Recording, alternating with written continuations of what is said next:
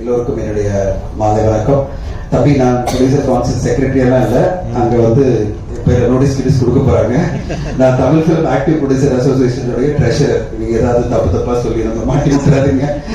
Okay, முதல்ல ஆரம்பிக்கும் போதே ஒரு பாசிட்டிவான விஷயத்தோட சொல்லலாம். ரொம்ப முக்கியமான விஷயம் என்னன்னா, நம்முடைய மாண்புமிகு முதல்வர் திரு ஜோசப் விஜய் அவர்களுக்கும் இங்க இருக்கிற 3 பேருக்கும் வந்து ரொம்ப முக்கியமான கனெக்ஷன் இருக்கு.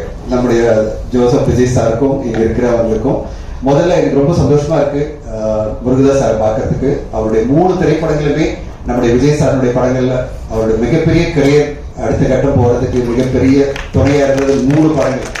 அவருடைய 3 படங்கள் பாத்தீங்கன்னா துப்பாக்கி, கத்தி அண்ட் அதுக்கு பிறகு சர்க்கார் படத்துல நீங்க எப்படி சார் முருகதாஸ் சார் வச்சீங்க?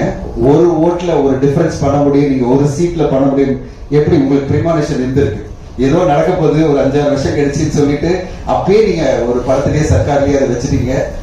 கத்தியில அவர் கொண்டு வந்த அந்த சோஷியல் இஷ்யூ, அந்த ஃபார்மர்ஸ்க்காக கொண்டு வந்த இஷ்யூல தான் நான் வந்து விஜய் சார் அப்ப பார்க்கும்போது நான் ஒரு விழாவில் சொன்னேன், சார் நீங்க கமர்ஷியல் திரைப்படங்களா பண்ணும்போது முதல் முறையா ஒரு படம் இவ்வளவு எமோஷனா இவ்வளவு அழகான பெர்ஃபார்மன்ஸ் நீங்க கொடுத்துருந்தீங்கன்னு சொன்னேன்.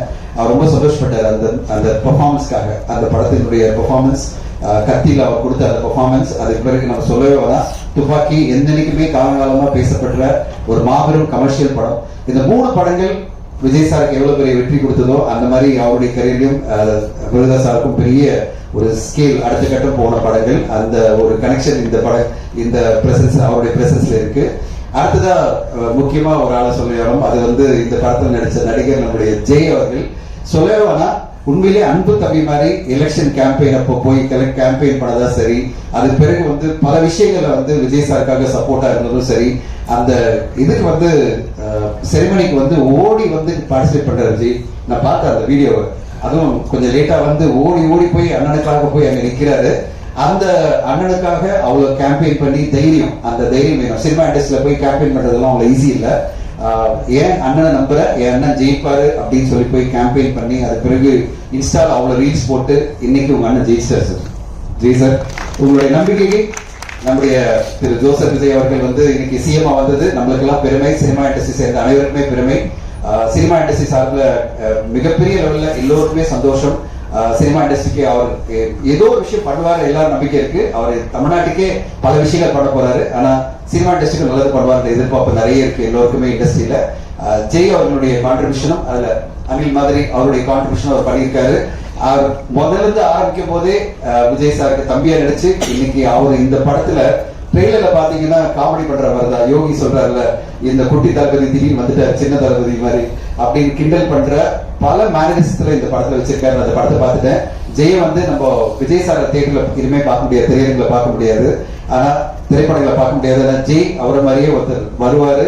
அண்ட் பெரிய ஒரு வாய்ப்பு இருக்கு ஜெய், உங்களுக்கு நல்ல நல்ல படங்கள் வந்ததுன்னா உங்களுக்கு அந்த ஒரு வாய்ப்பு இருக்கு. உங்க அண்ணனை மாதிரியே நீங்களும் வர முடியும். நீங்க ஆதர்ஷ ஒரு நாயகனா உங்க அண்ணா பாக்குற விஜய் சாருடைய வழியில நீங்க போய் நீங்களும் அந்த மாதிரி ஜெயிக்கணும்னு ஆசைப்படுறேன்.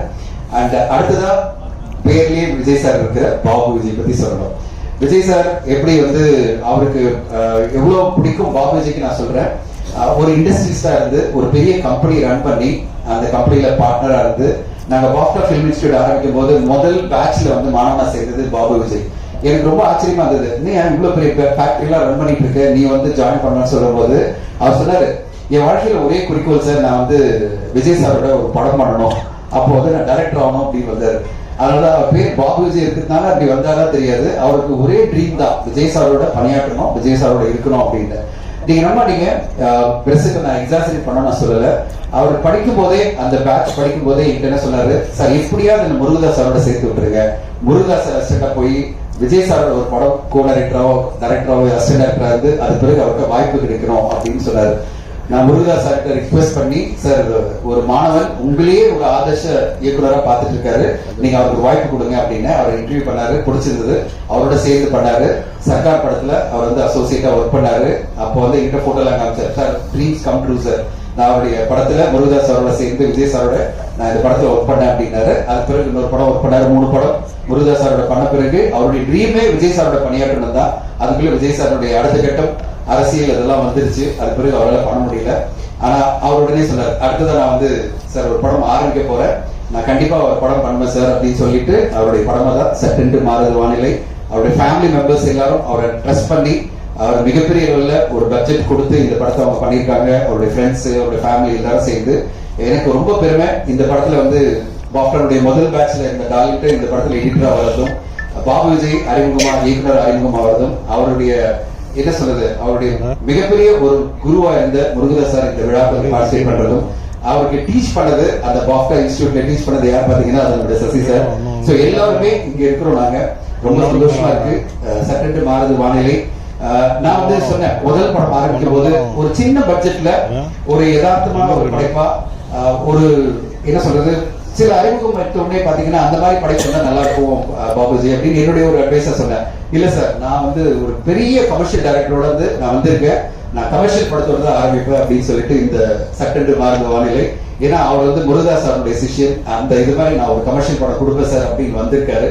அவருக்கு இந்த படம் பார்த்து உங்களுக்கு பிடிக்கும் நான் நம்புறேன். நீங்க சப்போர்ட் பண்ணணும் உங்களை எதிர்பார்க்கிறேன். ஒரு நல்ல கமர்ஷியல் டைரக்டர், என்டர்டெயின்மெண்ட் காம்ப்ரமைஸ் பண்ணாம எல்லா விதத்திலயுமே இந்த படம் வந்து என்டர்டெய்னிங்கான ஒரு படம். சோஷியலி ரெஸ்பான்சிபிளான ஒரு தீம் இருக்கு, மக்களுக்கு எல்லாம் போய் சேர வேண்டிய ஒரு தீம் இருக்கு. இப்படி எப்படி முருகதாஸ் சார் அவருடைய எல்லா படைப்புகளிலும் ஒரு என்டர்டெயின்மெண்ட் வேல்யூ கொடுப்பாரு. மிகப்பெரிய கமர்ஷியல் படமா இருக்கும், ஆனா சோஷியலி ரெஸ்பான்சிபிள் தீம் ஒன்று இருக்கும். பாபு விஜய் அதே மாதிரி அவருடைய அடியை ஃபாலோ பண்ணி அவருடைய பெஸ்ட் எஃபர்ட்டா சட்டென்று மாறுது வானிலையை கொடுத்திருக்காரு. இந்த படம் எல்லோருக்கும் போய் ரீச் ஆகும் நம்புறேன். ஊடக நண்பர்கள், இந்த படம் இந்த 4 நாள்ல வரப்போது உங்களுடைய ஆதரவை கொடுத்து இந்த படத்துக்கு மிகப்பெரிய அளவில் வெற்றி கொடுக்கணும்னு எதிர்பார்க்கிறேன். தளபதி விஜய் சார் இன்னைக்கு நம்முடைய மாம்பிழுவது முதல்வரா மாதிரி மிகப்பெரிய ஒரு லெவல்ல சாதனை படைச்சிட்டு இருக்காரு. அந்த மாதிரி அவரோட சம்பந்தப்பட்ட பல பேர் இங்க வந்து இங்க நிக்கிறாங்க, எல்லோரும் சேர்ந்து இந்த படைப்பை கொடுக்குறாங்க. அப்படிப்பட்ட ஒரு படைப்பும் மிகப்பெரிய வெற்றி அடையும்னு உங்க ஆதரவோட கேட்டுக்கிறேன். நன்றி, வணக்கம். ரொம்ப நன்றி கணேசன் சார், உங்களுடைய உற்சாகப்படக்கூடிய வார்த்தைகளுக்கு ரொம்ப நன்றி. அடுத்ததா வந்து நம்முடைய திரை